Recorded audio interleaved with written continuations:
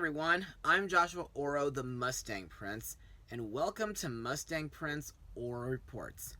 Now, if you may recall, about several months ago, during St. Patrick's Day, I looked at the Incredible Hulk movie, which was the second movie in the Marvel Cinematic Universe, and while it was a huge improvement over the 2003 Hulk film, it was also heart-pounding, epic, and thought-provoking.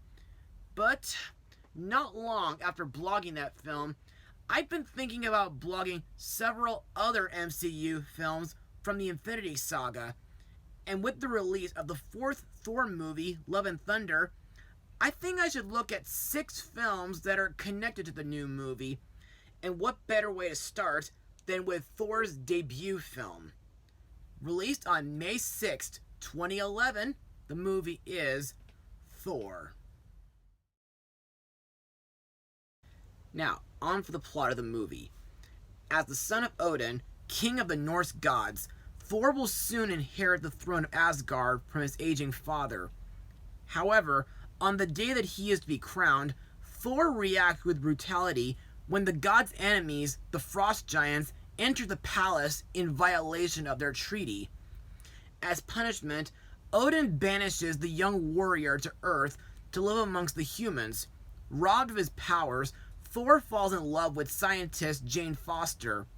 While Loki observes the throne of Asgard for evil gain and plans revenge, Thor's love for Jane and his lessons of humility turn him into a true hero and an immortal warrior defender of the people of Earth, saving them from destruction.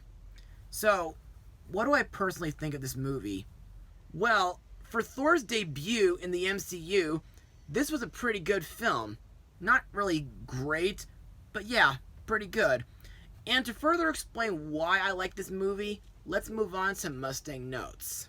Sam Raimi first developed the concept of a film adaptation based on Thor in 1991, but soon abandoned the project, leaving it in development hell for several years. During this time, the rights were picked up by various film studios until Marvel signed Mark Protosvek to develop the project in 2006, and planned to finance and release it through Paramount. Matthew Vaughn was assigned to direct the film for a tentative 2010 release. However, after Vaughn was released from his holding deal in 2008, Kenneth Branagh was approached to direct, and the film's release date was rescheduled to 2011. Principal photography took place in California and New Mexico from January to May 2010. The film was also converted to 3D in post-production. Now, I must let all my loyal viewers know that this was the very first Marvel Cinematic Universe movie that I ever watched in theaters, and I'd like to thank my Aunt Debbie and my cousin Nicholas for taking me to see it back then. Also, I felt that this movie was kind of different compared to most superhero films that I've seen before then, due to the use of Norse mythology. But then again, now that I'm older, I realize that if DC can use mythology for Wonder Woman, Batman, or Superman, surely Marvel can use mythology for Thor. Also, the last time I ever talked about Thor was way back in 2017 when I blogged Thor Ragnarok. Anyway, in my eyes, this movie makes a decent coming-of-age film. Also, I think the direction and the cinematography is great. The fight with the Destroyer is very, very intense. And of course, Asgard looked very beautiful and creative. Plus, not only is this movie Thor's debut in the MCU, but it's also Hawkeye's. Also, while this film does have some pretty decent comedy, I feel like Ant-Man's comedy was handled so much better in this franchise. And that's basically all I got for Mustang notes, so let's move on to the cast. The main character, Thor Odin's son, is played by Chris Hemsworth, whom was in the 2009 Star Trek reboot, 2015's Vacation, and the 2016 Ghostbusters reboot. At first, Thor was very arrogant, reckless, and full of himself, and he sought battle to prove his strength and heroism. Thor also believed that he was entitled to the Asgard throne, and he eagerly awaited his coronation. But during his banishment on Earth, Thor learns to be humbled and much wiser, and he later becomes a noble warrior and a man of honor who now thinks through his actions and fights for the greater good.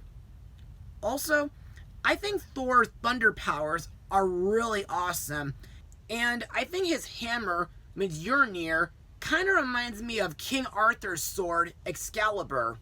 Next is Thor's father, Odin, ruler of Asgard, played by Anthony Hopkins, whom I remember from The Mask of Zorro, Robert Zemeckis' Beowulf, and he narrated Ron Howard's How the Grinch Stole Christmas.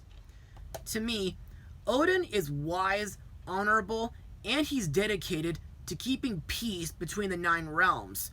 He believes in responsibility, duty, and honor. However, when angered and or upset, he can also be very stern and ruthless, such as when he stripped Thor of his powers and exiled him to Earth.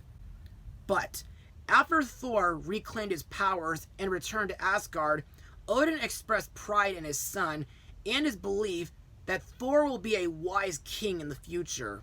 Next we have Thor's adopted brother and the film's villain, Loki, god of mischief, played by Tom Hiddleston, whom was in Tinkerbell's The Pirate Fairy, Kong Skull Island, and Aardman's Early Man. At first, Loki does seem to share a close brotherly bond with Thor. However, at the same time, Loki hates living in his brother's shadow, because he feels that Odin always favored Thor to be the next king, despite telling them when they were boys that only one would ascend to the throne, but both are born to be kings in their own way. For most of his life, Loki was unaware about the truth of his origins until after fighting the Frost Giants during a confrontation on Jotunheim. To me, while Loki is a very sympathetic character, as well as charming, devilish, unpredictable, spontaneous, cunning, an expert liar, and an extremely intelligent man, I don't really take Loki seriously as a villain, mainly due to him being a trickster. Plus, I feel like his half-sister Hela is a lot more evil than he is. Also to note, I have started watching the Loki miniseries on Disney Plus recently, and I think it's a very interesting show. Also, I'm getting really hyped about meeting one of the actors later this month, but I won't say who it is though. Next is Jane Foster, played by Natalie Portman, whom I remember as Padme Amidala from the Star Wars prequel trilogy. Jane is an astronomer and cosmetologist who's been studying wormholes in New Mexico. To me, Jane has got to be one of my favorite characters in this movie, and I feel like her upcoming role in Thor Love and Thunder is gonna be really amazing. Plus, I think she's a strong, determined woman with an independent spirit. She's also slightly quirky and can have a very feisty attitude if provoked. Also, Jane possesses a very deep knowledge for her field study, and she single-handedly came the closest to discovering the existence of Asgard by studying the wormhole-like traces left by the use of the Bifrost Bridge. And I also like that she was able to help Thor learn the value of humility and the heroic nature of humanity during his banishment on Earth. Also, I think Jane's mentor, Eric Selvig, played by Stellan Skarsgård, and her intern, Darcy Lewis, played by Kat Dennings, are also pretty memorable characters in my opinion.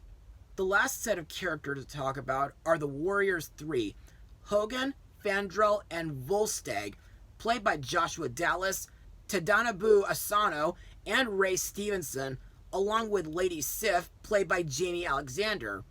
These guys are a group of Asgardian warriors / adventurers, and they're Thor's closest friends and allies. While they don't have a lot of screen time, I also find them to be very fantastic characters, and I like when they go to Earth to try to return Thor from exile due to them not being very happy with Loki's rule. Other actors in the movie include Rene Russo as Thor's mother Frigga, Colm Feore as Luffy, King of the Frost Demons, Idris Elba as Heimdall, and Clark Gregg as S.H.I.E.L.D. agent Phil Coulson. And now let's move on to my final words. Overall, Thor was a very interesting movie for my first MCU theatrical experience. It had a great coming-of-age plot, the action and battle scenes are amazing and intense, the visuals and cinematography are remarkable, Thor was pretty likable, even though he started out arrogant and selfish. Loki was a very sympathetic villain due to him learning about his origins. Jane Foster was very hospitable while helping Thor adjust to life on Earth, and I can't wait to see what she'll be doing in the upcoming Love and Thunder movie, which I sadly cannot blog right now due to this year's limitation rules. Also, the use of Norse mythology makes this complex superhero franchise very epic and flippin' awesome. So, if you want to introduce yourselves or your friends to the lightning-wielding Norse hero, I suggest you start with this movie. As for my rating, I'll give it a 91% out of 100. Well, that's all for now.